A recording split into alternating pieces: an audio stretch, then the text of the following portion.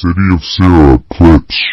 When Jive arranged for UGK to do a promotional tour for Riding Dirty, Bun invited a woman he'd met in Houston, Chevalier Queenie Caldwell, to one of the first shows in Lake Charles. Queenie wasn't a fan of the group, but was impressed enough with Bun to drive down with a few friends. Among them was a woman named Angie Turner, whose attractive gray outfit and matching boots immediately caught Mama Wes's attention when the group met downstairs at the hotel to head out for the show. "Who is that one right there?" she asked Chad, nodding towards Angie. "Who does she belong to? She don't look like she fit in with the rest of these hoes." "That's mine right there," Chad nodded. "She came here with me, Mama." Mama Wes introduced herself to Angie and caught a whiff of perfume. "Ooh, you smell so fresh," she gushed. She usually didn't like Chad's girlfriends, but decided to make an exception for Angie and invited the woman to ride with her. The two women, both Sagittariuses who shared a birth week, hit it off immediately. Chad wasn't happy that Jive had arranged for them to do 50 shows for free, especially because shows were their main source of income. But despite Chad's reluctance, the promo tour brought the group in contact with many key people they might not have met otherwise, such as DJ C-Wiz in Nashville. They also reconnected with Brian Biz Hunter, a local hustler who had invested money in a previous Nashville UGK show. Biz, tall and flashy with dreadlocks, was a UGK fan with access to plenty of top quality weed and plenty of money. The source of business funding was a major drug dealing operation led by Wayman Big Dog Fletcher. UGK's street-oriented music inevitably attracted hustlers everywhere they went, and Chad was selective about the ones he allowed in his circle. Conflicting stories about his death, basically some untruths about the passing of your son. And so we need the audience to understand that this is her son, not Pimp C. You understand?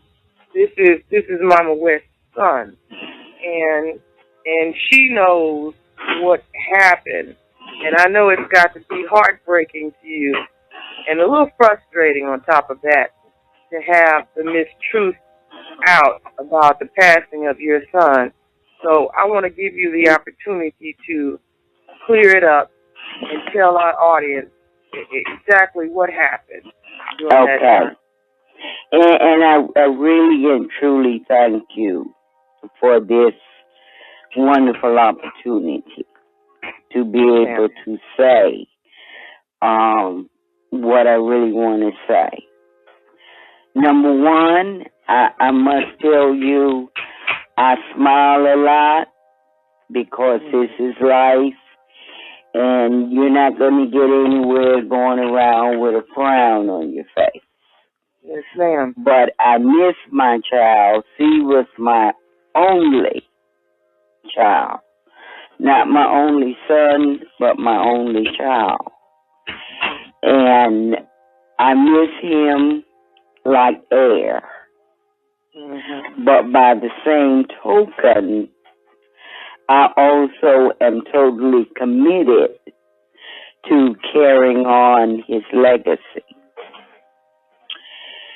There have been so many, as you said, horrible stories, untruths, and inconsistencies. Now, what I'm going to say now does not come from me, but from the head coroner, whom I talked to when the word first came out about the determination of his death. And the man told me that they really did not know for sure. Mm-hmm. But number one, most and foremost, she did not die of an illegal drug overdose. Okay, we want to get that clear. He did not. Pimp C did not die of a drug overdose. No. the coroner told me that there was not enough of anything in his system to have killed him. So he did not die of an illegal drug overdose. Dog and Biz was some guys he really had a lot of respect for, says Chad's friend, young Smitty. Chad liked to joke that Big Dog had so much money he had to pay someone to flip the bundles of cash in his warehouse to make sure the ink didn't rot the money at the bottom. After the Riding Dirty promo tour, Big Dog and his crew came out to see UGK perform in Birmingham. The huge nightclub was packed, but UGK was still at the hotel waiting for the promoter to bring their money. Biz, who overheard a heated phone conversation between Mama Wes and the promoter, reported back to Big Dog, "The dude don't want to pay Mama." Chad was upset that his mother had allowed Biz to overhear the conversation. "Mama, you don't say that to killers and thugs," he warned. "Well, see, let's try to do it the easy way first," Mama Wes suggested. "Let's go over there and see if we can get the paper." At the club, Mama Wes went inside the office to try to reason with the promoter, but emerged empty-handed. "Did you get it?" one of Dog's enforcers asked. When she said no, Big Dog peeled off thousands of dollars from his own pocket and handed it to Mama Wes. "They were going to pay us to perform and then take it out of the promoter's ass," Mama Wes laughs. "I'm just there to do the show and get the paper, so I don't give a damn where it come from. I know we had bills due next week, and I needed to get them bills paid. Frankly, I didn't give a damn what happened to the promoter, because he didn't want to pay my baby." Mama Wes returned to the limousine where Chad and Bun were waiting, unaware of the drama taking place inside. "You got the paper, Mama?" Chad asked. "Yes," she answered, neglecting to mention the source of the funds. "Well, it's not a lie," she thought. "I do have the paper, that's a fact." But when Biz explained the situation, Chad was concerned. "Mama, you can't do that," he warned his mother. "Now you're gonna be responsible for that nigga's death tonight." "Not me," she shrugged. "He's gonna be responsible for his own death."